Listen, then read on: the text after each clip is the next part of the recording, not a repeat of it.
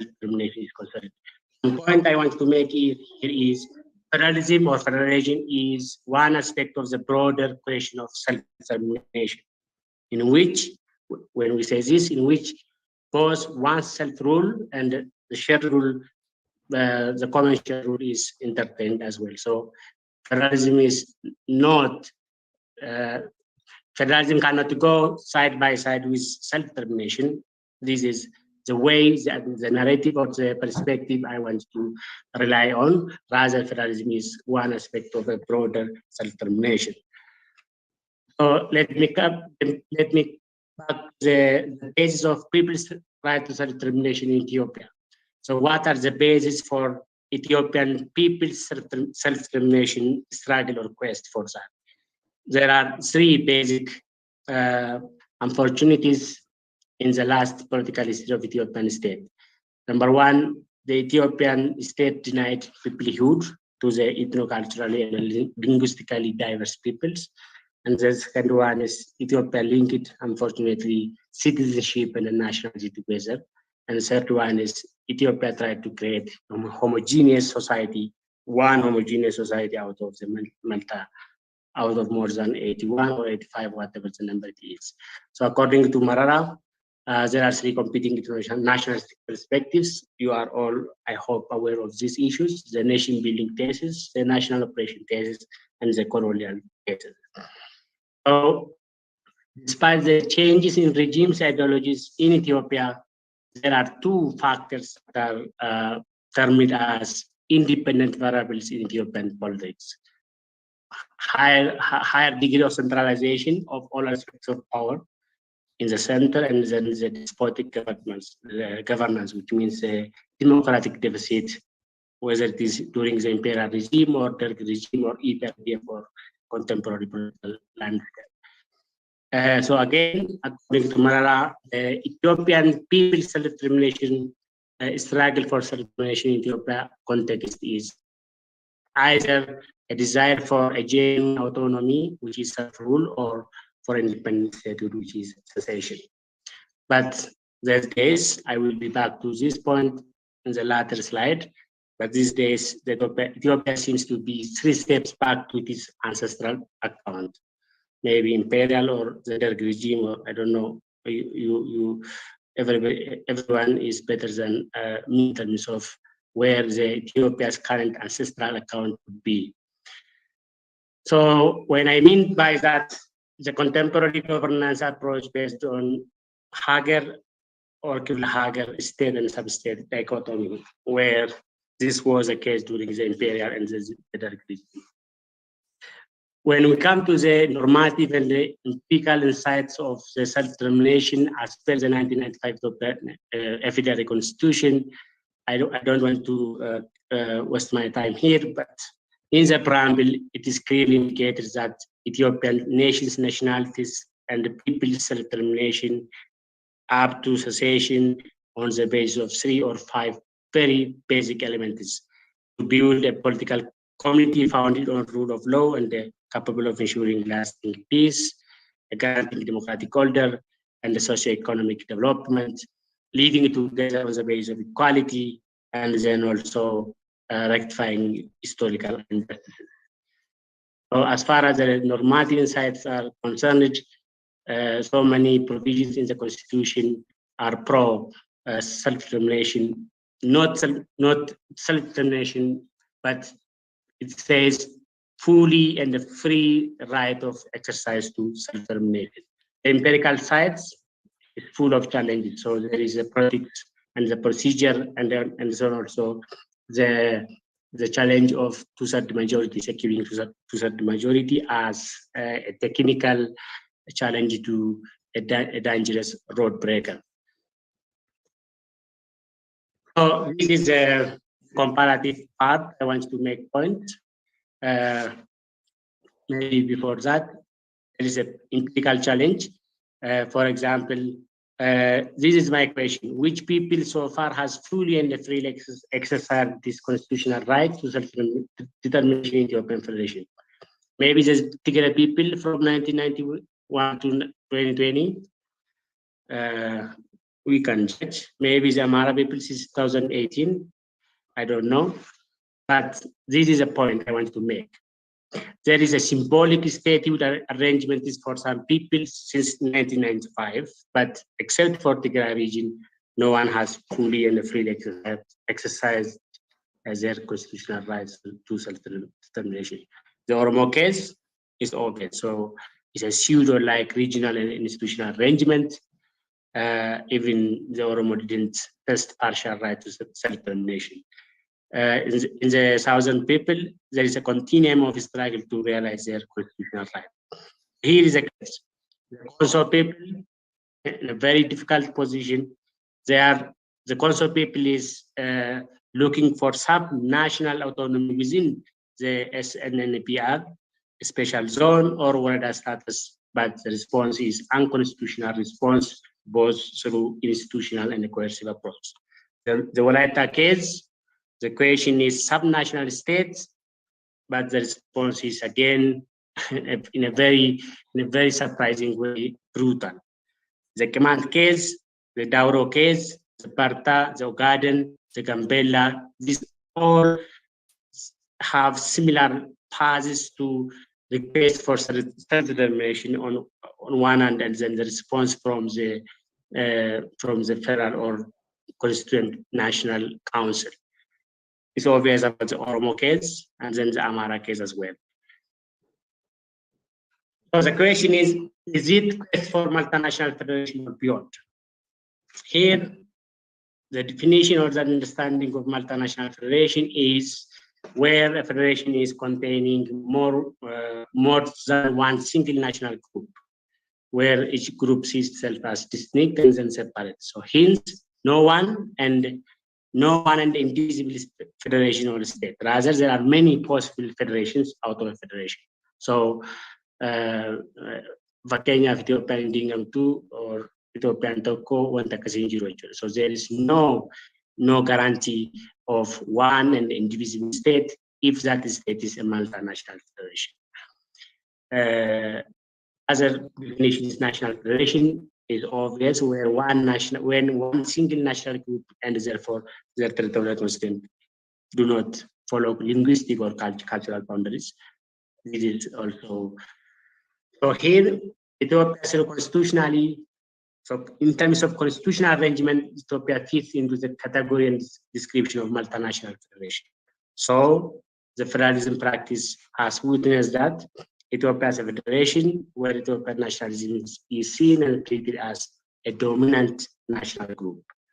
Due to this, there is a considerable shift from ethno-territorial regional configuration to geographic regionalization and multilingual regional working language. This is also the current challenge. There is a higher degree of centralization, as I said before, and then it is also in a very difficult position. So here is the Oromo puzzle. Long way to realize fully and freely exercise of right to self-determination, either within Ethiopia or outside of Ethiopia. Still, the Oromo people live in the dream of free and the Republic of Oromia because of lack of commitment and then competing political means and ends. I'm sorry to make this point, but the history proves that we lack having identified, aggregated, articulated, and communicated political interests. So since the 1960s, Oromo forces are categorically divided into three political perspectives. So one category believes that Oromo is key, central to the domestic continuity of the state. The second category, Oromo struggle to Ethiopia's constitutional multinational federation. And then the third category is Oromo struggle to redefine and reconfigure the Ethiopian landscape, maybe independent Oromia or a confederal like Ethiopia. So where we are in the context of right to self-determination, I'm sorry, again, I have to say this. The Oromo people, we are nowhere because Oromo is everywhere. Oromo is in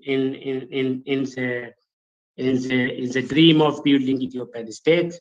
Oromia is in the ambition of creating this own republic state, the Oromia state, and then in between. This is where we lie. And 1 minute left, Mr. thank you very much. So the summary is the peoples, in this case, different groups in Ethiopia's self-determination in the Ethiopian context fundamentally involves both decolonization context and or addressing historical injustices through constitutional and institutional means. So constitutionally and practically, peoples struggle to exercise fully and freely their self-determination rights is either for multinational federation, this is a minimum threshold, and or for secession, independence, a confederal Ethiopia. The ethno-territorial or ethno-historical model of Ethiopian federalism has been considered as a promising means to people's self-determination, but historical business as usual approach, which means centralization and democratic deficits, proving it wrong. So as a result, Ethiopian peoples are not fully and freely exercising their rights to self-determination. And as a result, people's struggle for self-determination is encompassing elements of quest for multinational federation and secession, independence, as I said before. So thank you very much. Bayada. The next presenter will be Dr. Alamayo Nevado. It's in the room here. Can come here and explain put on the screen the presentation.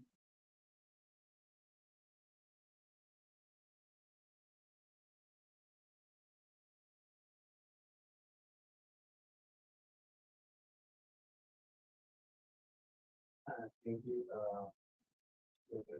for kind introduction. Hello, welcome everyone.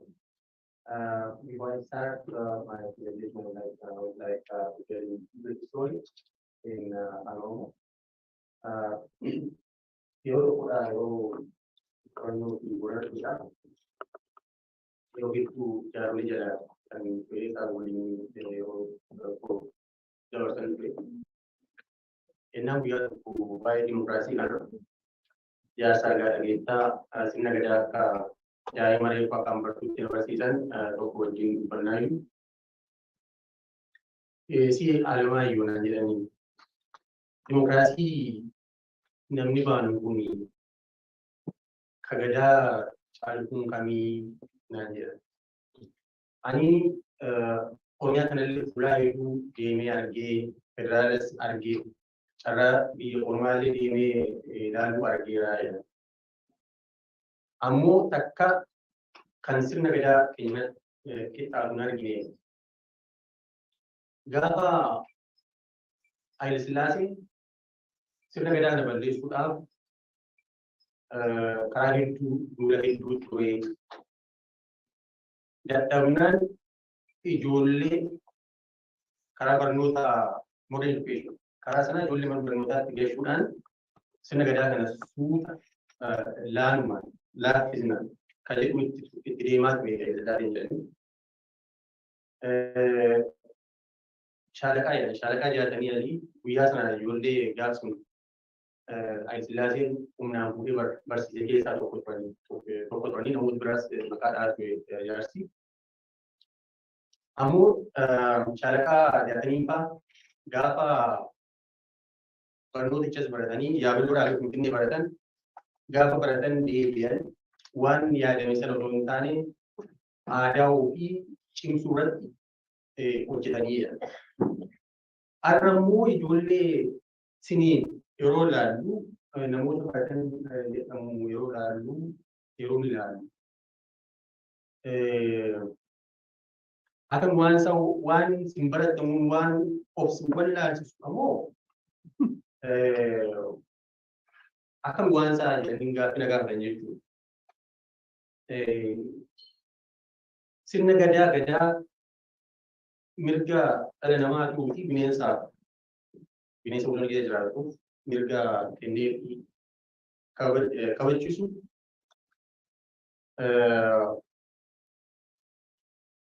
dimokiraasii har'a warqata jiru kana waliin wal madaalsisuu tasumaayyuu hin danda'amu. Ansilaa dimokiraasii ammaa saamu kana kan dhiiraaf dhala wal qixxeesse nagarre kan mirga dhala namaa kabachiisu illee nagarre. Kan keenya garuu gadaan hin arginaa miidhaa jedhan een jedheen. Gadaa kana namoonni ola deeman namoonni baratamuun maaf akka shaalakaa jaatanii kaasu ta'uu dadhaban irraa kun gaaffii hunda keenyaa irratti fakkaata. Having said this, I'll start my presentation. And my presentation is titled on the Gadaa system. It is a OSA plan model. And my presentation has three major objectives. One is to demonstrate that the Western model of democracy is not compatible with segmentary lineage societies. And the second one is to justify why the Oromo should return to its homegrown democracy, the Gadaa system, in the event of self-determination. And third, and the final objective of this paper will be to propose the Gogesa Kambilang model for Oromo nation based on historical and ethnographic accounts. To give just a brief context to my paper, we know that the last 30 years can be called the age of democracy in Africa. If we take the third wave of democracy, as described, say, by Huntington, is already 30 years. However, it has been a failure. It hasn't lived up to the promises, and so the time is right to ask why. And in fact, there are a number of explanations over already, but I would focus on notion of segmentary lineage society or segmentary lineage system, because I think that resonates with the purpose I have in this paper. Segmentary lineage system has been studied by a number of scholars, even though it was the first time coined by French well-known French sociologist Camille Durkheim. It was later popularized by British anthropologist Evans Pritchard in the 1930s and 40s. He has been widely writing and studying the new people of South Sudan, sorry. And a number of anthropologists, for example, Ian Luce, who has been widely studying the Somali people, and many others. And the picture you see right there is a typical model of what a segmentary lineage society is like. It has a number of features. One is that it has linearity, meaning members of a given clan, members of a given lineage trace their ancestry either in father's line or mother's line. Is called unilinear descent. Uni means well, you know, right? And that's a feature of segmentary lineage system or society is the fact that lineage or clans do or perform both the administrative and the political functions. So they fuse or combine these roles. So in a way, they are corporate like, right?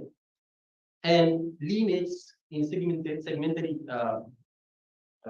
society are territorially organized. They occupy a given territory. That could be expansive or a very small pocket of land.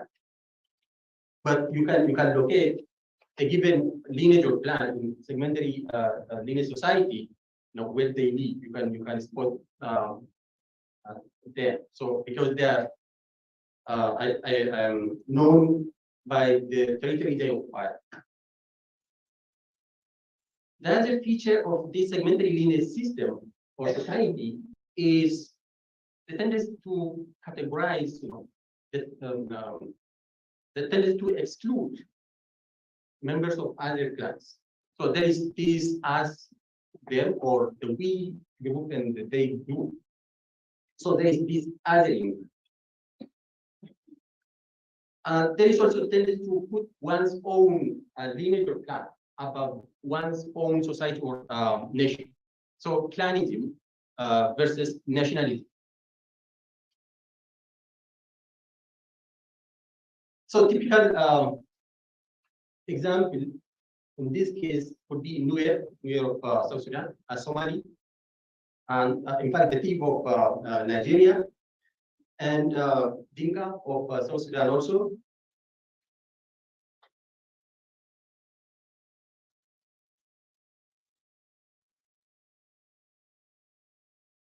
In the case of Somalia, like I said earlier, I'm quoting here Ian Lewis, who said the Somali people, for the past couple of decades.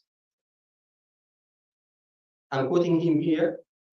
President Siad consolidated the position of his own clan and family. And then he said the regime's appeal for Darut solidarity evoked a corresponding attempt by the ISAC to invoke a wider based higher level peer solidarity to include the important Awe clans in whose territory Mogadishu, the capital of the republic, is located. That is, by the way, the clan structure of the Somali people. The clan structure. It looks like that of the Oromo. There is Sab and Somali, and then under Somali we have some Moitis, and then on the Sab, under Sab also some Moitis, segments and sub-segments. So Said Barre was from Marian clan. If you can see Marian clan, so he's from the Marian. When he was in power, instead of promoting Somali nationality or Somali national unity, he was recruiting staff from his own clan and strengthening his own clan in his own family. Because of that, the Ishaq clan from the other side, from the other segment, were fighting against his regime. So what Siad Barre did was to call on the route, the wider segment beyond the American, to assist, to stand with him in the fight against his own brother, the Isaac. During this time, what the Isaac did in response was on their part to call on the larger segment, the Irir or Greer.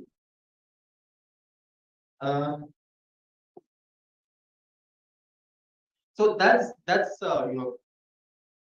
in the case in segmentary lineage society, a feud between two individuals can mobilize clans of clans from both fighters, and that police combine up to the most inclusive moiety level. It can go as far as the most inclusive moiety, and that's why that kind of organization is dangerous at times.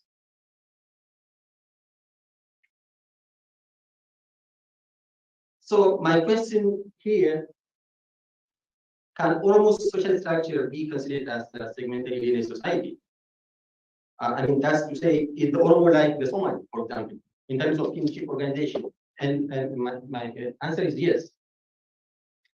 However, even though Oromo can be considered as segmentary lineage society,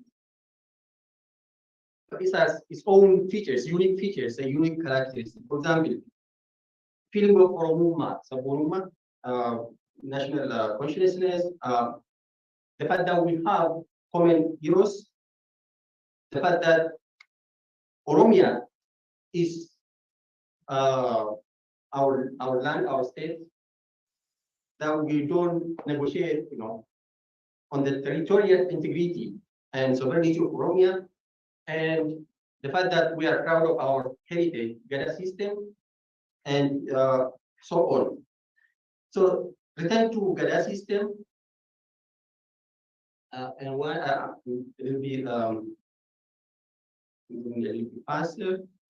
In the event of self-determination, should we still worry because the Somali and South Sudan have failed to live up to their promises? Yes and no. Yes, if we adopt the Western model of democracy, along with colonial government structure, political party and election system.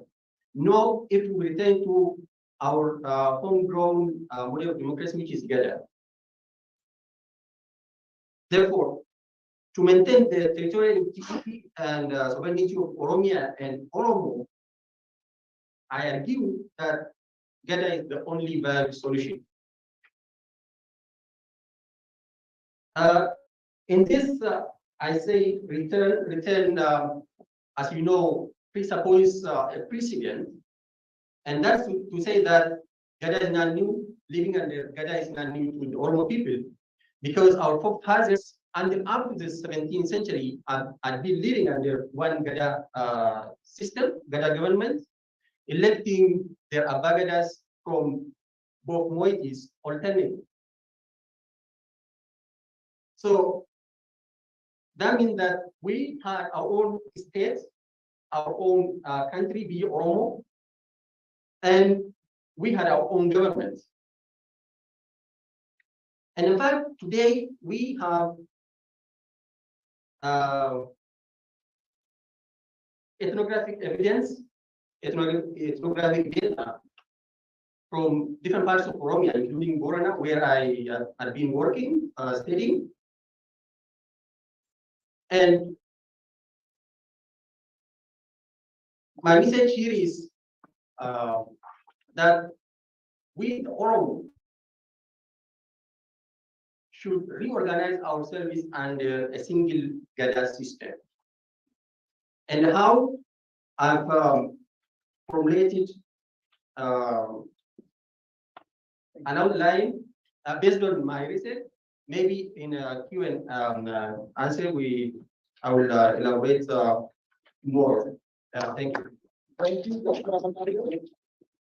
Thank you. The three presenters now can you to increase the other presenters. So I will not waste time. I would like to go straight to Q&A.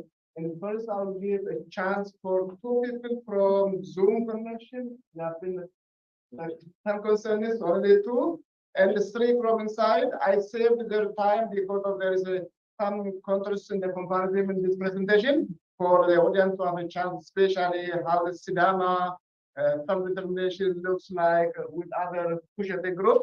So let me start online. Daniel, if you get that one, then I'll shift to the rest hands from online. Let's see hand from inside first. Let me count. Henok, second.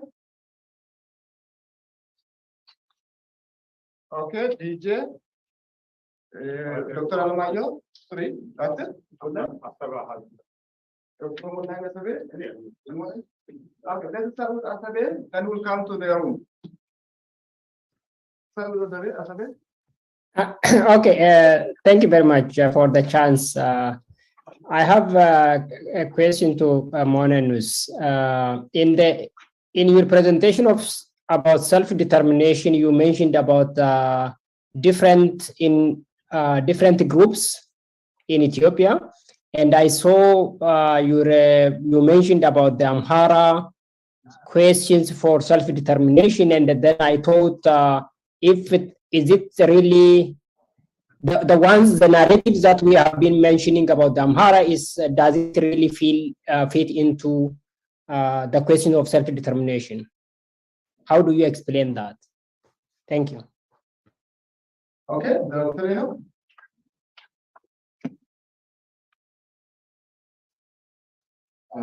This question is specifically for Mohamed Mira.